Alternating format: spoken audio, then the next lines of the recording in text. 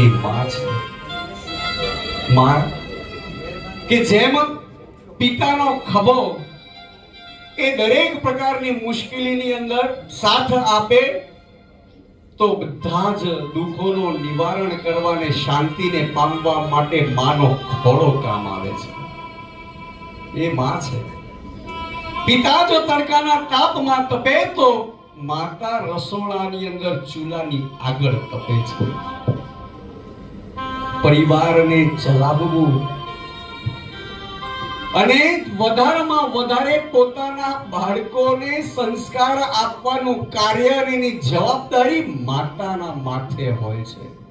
કારણ કે જેની સાથેનો નિકટનો એક નાતો એવો છે, 9 માસ સુધી એ ગર્ભની અંદર ધારણ કરે અને ત્યારથી જે સંતાન માટે એવી એ લાગણીઓ વ્યક્ત કરે કે મારા આ દીકરો કે દીકરી થશે, એને આ બનાવીશ, આ બનાવીશ, આ બનાવીશ અને જે જોઈએ એને આપીશ, એવા ઉદ્ગારો જો નીકળે તો એ માં છે.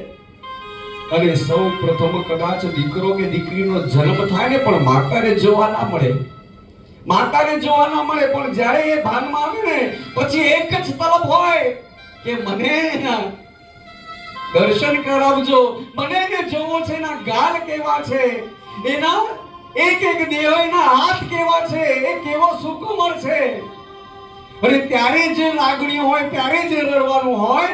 અને બીજી વખત જ્યારે એ જ દીકરો કે દીકરી વિદાય લે, પોતાને છોડીને જાય ને, ત્યારે એ માતાની લાગણીઓને કોઈ પણ આપણે ક્યાંક શબ્દોમાં વર્ણન પણ ના કરી શકીએ.